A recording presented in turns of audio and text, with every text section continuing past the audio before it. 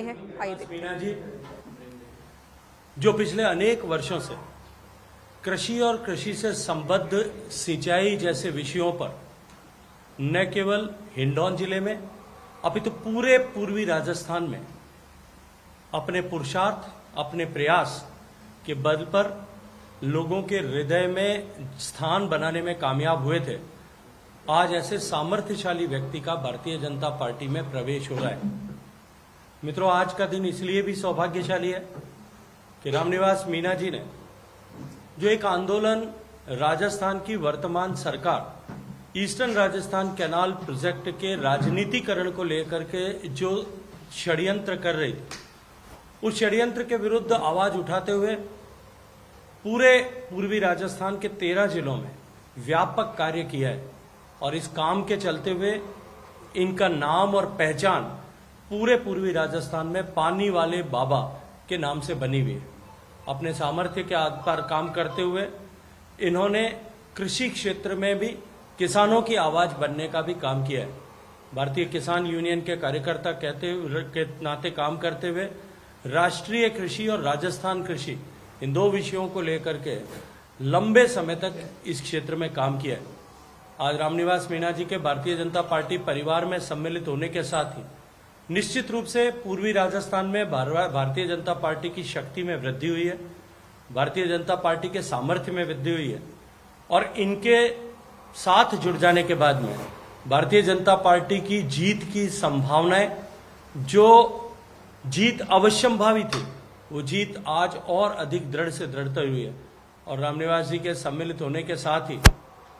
Bharatiya Janata party पूर्वी राजस्थान में एक नई शक्ति के साथ में आगे बढ़ेगी। और मैं ये मानता हूं कि जो षड्यंत्र कांग्रेस पार्टी और अशोक गहलोत सरकार ने और माननीय मुख्यमंत्री जी ने स्वयं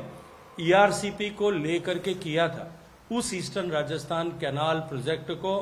आगे बढ़ाने की दिशा में रामनिवास जी के आने के बाद और ये जो षड्यंत्र अफवाहों के माध्यम से फैलाने का प्रयास किया था, उसको दूर करने में भी निश्चित ही सफलता प्राप्त होगी। मैं आदरणीय रामनिवास जी का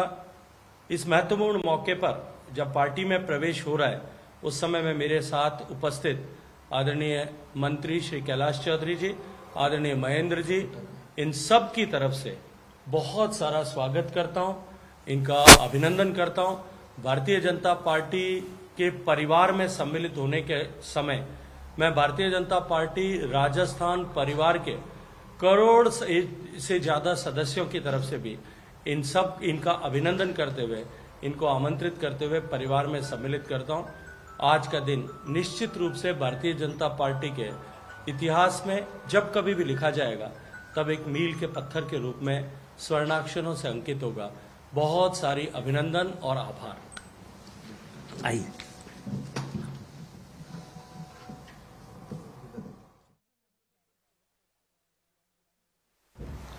उसके समाधान के लिए मुझे आश्वस्त किया गया है कि प्रदेश में बीजेपी की सरकार बनने पर केंद्र के सहयोग से हम इस परियोजना को पूर्ण करेंगे। मोदी जी ने संकल्प लिया कि देश के हर घर को नल से जोड़ेंगे। जल जीवन मिशन के द्वारा राजस्थान की भ्रष्ट और नाकारा सरकार ने जल जीवन मिशन में कोई काम नहीं किया, बल्कि जो केंद्र के द्वारा धन आवंटित किया था राजस्थान के लिए पानी को, उसमें इतनी भ्रष्टता की गई कि पैसा तो खर्च किया, लेकिन पानी की सुविधा 30% भी नहीं हो पाई। जगह जगह पर जो ये योजना चलाई गई गांवों के अंतर्गत, वहां पर सिर्फ ये देखा गया कि कैसे हम भ्रष्ट तरीकों को अपना करके पैसा बटोर सकें। पानी के ऊपर बिल्कुल ध्यान नहीं दिया। आज भी गांवों के अंतर्गत नालियां जो पाइपलाइन के लिए लगाई गई थी, न वो नालियां से रास्ते अवरुद्ध किए, बल्कि उनमें जो टूटियां लगाई गई पीने के लिए नल की, उनमें पानी कभी आया ही नहीं। पहले दिन भी नहीं आया और आगे भी लगातार नहीं आ रहा है, जबकि उसमें काफी पैसा खर्च किया और जो पैसा केंद्र सरकार के द्वारा दिया गया उस पैसे को पूरी तरीके से काम में भी नहीं लिया गया है। तो मैं यहाँ पर आज हमारे जो भारतीय जनता पार्टी का परिवार है उस परिवार में शामिल हो रहा हूँ और इस उम्मीद के साथ में कि हम जो इस मिशन को लेकर के चल रहे थे कि 13 जिले जो आधा राजस्थान कवर करते हैं, 3.5 करोड़ लोगों को पेयजल सुविधा एवं 2 लाख हेक्टेयर भूमि को सिंचाई की सुविधा देने की जो ये योजना थी, उस योजना पर को मैं सफल होता हुआ आज देख रहा हूं कि हम इस योजना पर ईमानदारी से काम करेंगे और राजस्थान सरकार को ये बताएंगे कि किस तरीके से ये योजना एक संचालित ढंग से पूरी की जा सकती है। अभी मैं इस मिशन के अंतर्गत 3 वर्ष से कार्य कर रहा था। राजस्थान जो वर्तमान में सरकार है अशोक गहलोत जी की, उस सरकार ने कभी भी ईआरसीपी के ऊपर काम नहीं किया, उनके एमएलएज ने काम नहीं किया,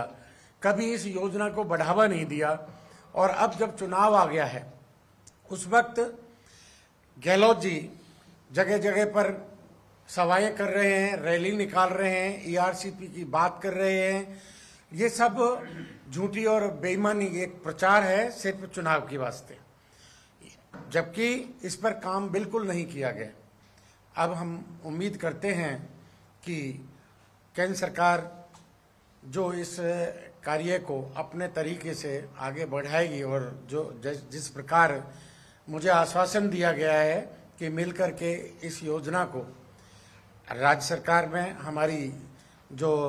सरकार है, राज्य में जो सरकार है वो बनेगी, तो राज्य सरकार और केंद्र सरकार मिलकर के इस योजना को पूरा करेंगे। धन्यवाद।